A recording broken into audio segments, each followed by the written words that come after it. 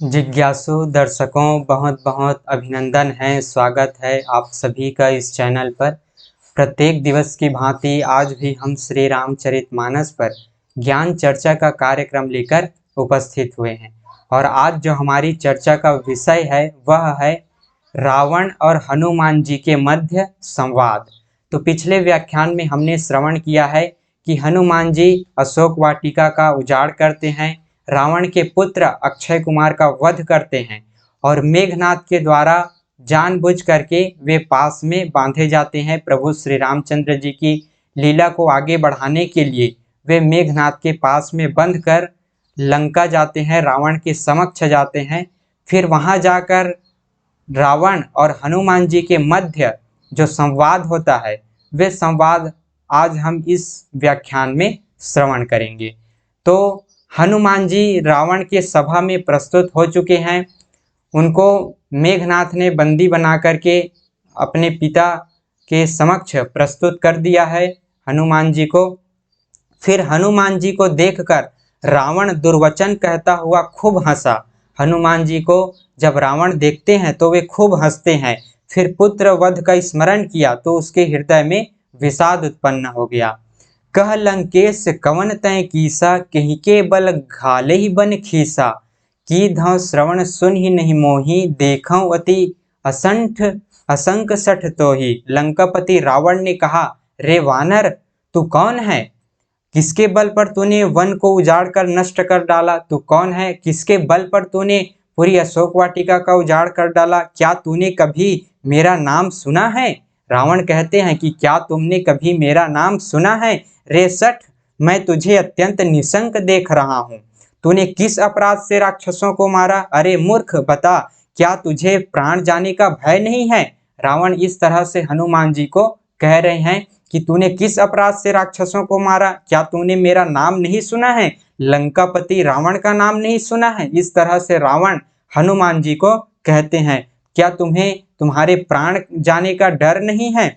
हनुमान जी ने कहा, हे रावण सुन, जिनका बल पाकर माया संपूर्ण ब्रह्मांडों के समूहों की रचना करती है। रावण से कहते हैं कि हे रावण, जिनका बल पाकर के माया संपूर्ण ब्रह्मांडों की रचना करती है, जिनके बल से ही 10 शीश ब्रह्मा विष्णु महेश सृष्टि का सृजन पालन और संहार करते हैं, जिनके बल से जिनके प्रताप से ब्रह्मा जी सृष्टि की रचना करते हैं, सृजन करते हैं, विष्णु जी सृष्टि का पालन करते हैं और महेश जी सृष्टि का संहार करते हैं, जिनके बल से फणों वाले शेष जी पर्वत और वन सहित समस्त ब्रह्मांड को सिर पर धारण करते हैं, जो देवताओं की रक्षा के लिए नाना प्रकार की देह धारण करते हैं और जो तुम्हारे जैसे मूर्खों को शिक्षा देने वाले हैं, जिन्होंने शिव जी के कठोर धनुष को तोड़ डाला और उसी के साथ राजाओं के समूह का गर्व का चूर्ण कर दिया। जिन्होंने शिव जी के धनुष को तोड़ डाला और शिव जी के धनुष को तोड़ने के साथ साथ उसने समस्त राजाओं के अभिमान को तोड़ डाला और जिन्होंने खर दूषण और त्रिशिरा और बाली को मार डाला, जो सब के सब अतुलनीय बलवान थे, जिनके लेस मात्र बल से तुमने समस्त चराचर जगत को जीत लिया। जिनके लेस मात्र बल से, उनका बल तो महान है और उस बल की एक बूंद तुम्हारे पास है और उसी बल से तूने इस समस्त चराचर को जीत लिया है। जिनकी प्रिय पत्नी को तुमने चुरा लिया है, छल से हरण करके ले आए हो, मैं उन्हीं का दूत हूँ। ऐसा जो है हनुमान जी अपना परिचय बताते हुए कहते हैं कि जिनके बल से ये माया संपूर्ण ब्रह्मांड को रचती है, जिनके बल से ब्रह्मा विष्णु महेश इस सृष्टि का संचालन करते हैं, ब्रह्मा जी सृष्टि का सृजन, विष्णु जी सृष्टि का पालन और शंकर जी सृष्टि का संहार करते हैं, और जिन्होंने बाली जैसे योद्धा को मार डाला, खर दूषण जैसे योद्धा को मार डाला, और जिनके मात्र एक बूंद से तुम इतना अभिमान कर रहे हो, जिनके बल का एक बूंद पा करके, एक छोटा सा हिस्सा पा करके तुम समस्त जगत में राज कर रहे हो, और वही श्री रामचंद्र जी का मैं दूत हूँ, जिनकी पत्नी को तुमने छल से हरण कर लिया है, जिनके लेस मात्र बल से तुमने चराचर जगत को जीत लिया।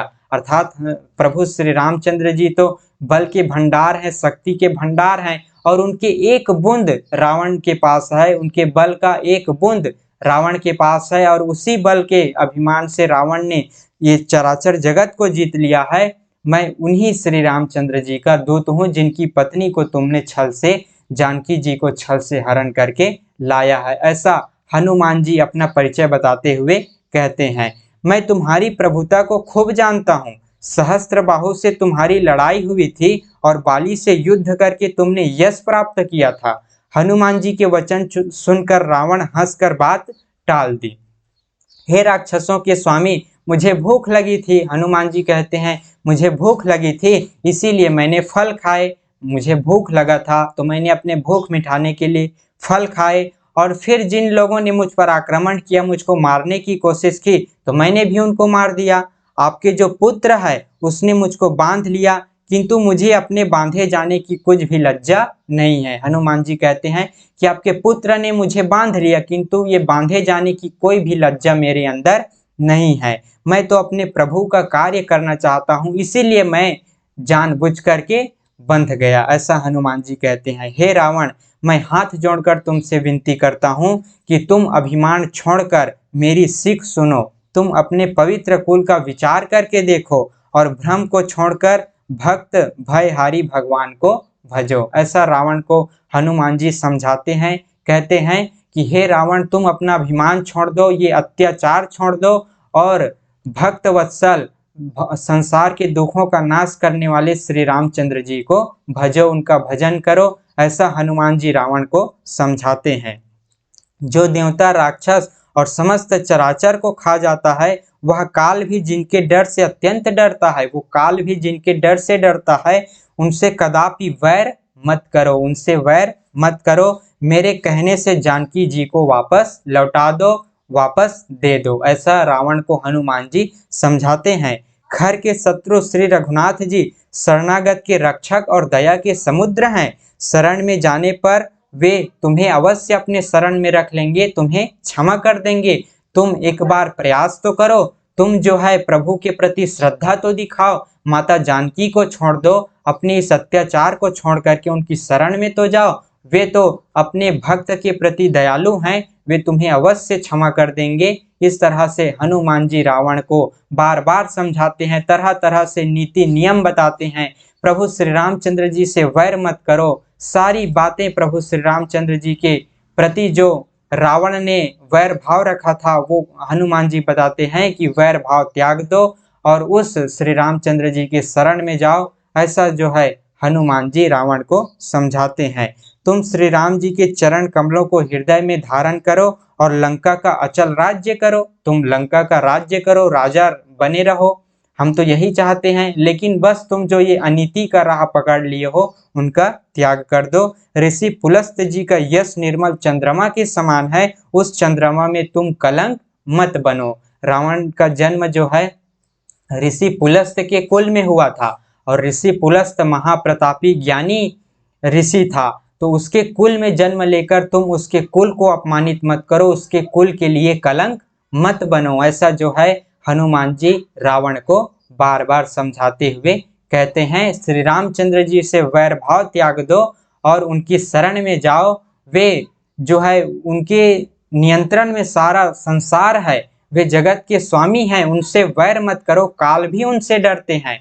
तो इसलिए तुम उनके प्रति वैर भाव त्याग कर उनको भजो, उनकी शरण में जाओ। वे भक्त वत्सल हैं, अपने भक्तों पर प्रेम करने वाले, दया करने वाले हैं, वे अवश्य तुम्हें क्षमा कर देंगे, अपनी शरण में रख लेंगे। इस तरह से हनुमान जी को समझाते हुए कहते हैं, हे रावण सुनो, मैं प्रतिज्ञा करके कहता हूँ कि राम विमुख की रक्षा करने वाला कोई भी नहीं है। इस संसार में कोई भी नहीं है जो राम के विद्रोह करने वाली की रक्षा करे, इस संसार में ऐसा कोई भी नहीं है। हजारों शंकर, विष्णु और ब्रह्मा जी भी श्री राम जी के साथ द्रोह करने वाले तुमको नहीं बचा सकते। ब्रह्मा, विष्णु, महेश जी भी श्री रामचंद्र जी के द्रोही को नहीं बचा सकते, तुमको नहीं बचा सकते। ऐसा जो है प्रभु श्री रामचंद्र जी की प्रताप बताते हुए हनुमान जी कहते हैं।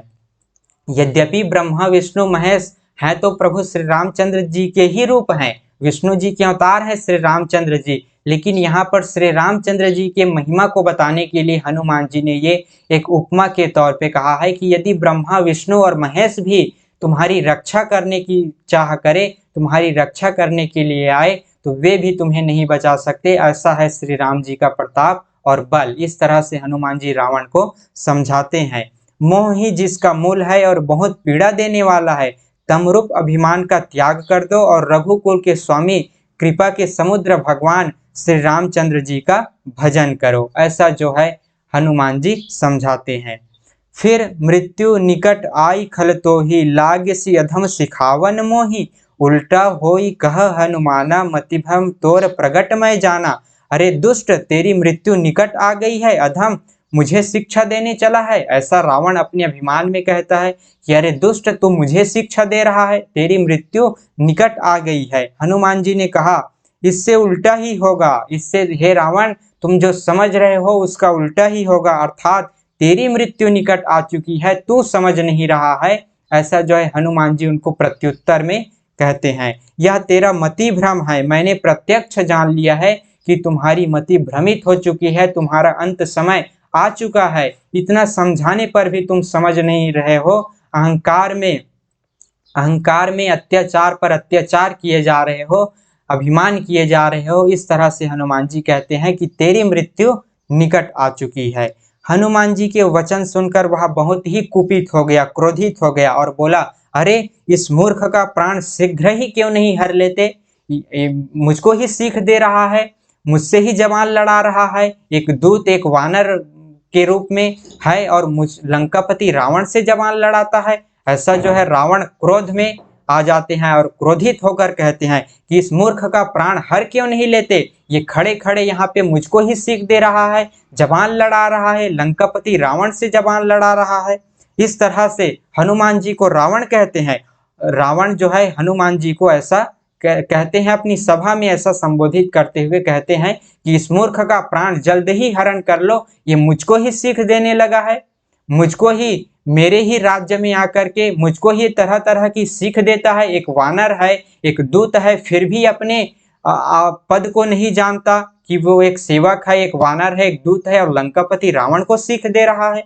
ऐसा जो है रावण कहते हैं और उसे मारने के लिए दौड़े। सुनते ही राक्षस जो है उन्हें मारने के लिए दौड़े। रावण का जैसा ये वचन सुनते हैं, उनके सैनिक लोग, उनके जो मंत्री लोग हैं, राक्षस लोग हैं, वो हनुमान जी को मारने के लिए दौड़ते हैं।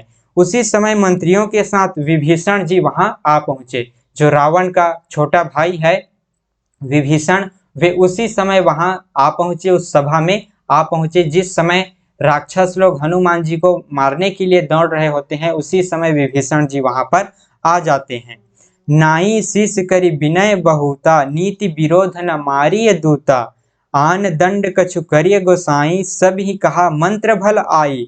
भाई, उन्होंने सिर नवाकर और बहुत विनय करके रावण से कहा कि दूत को मारना नहीं चाहिए, ये एक दूत है और दूत को मारना अपराध है, नीति के विरुद्ध है, नियम के विरुद्ध है।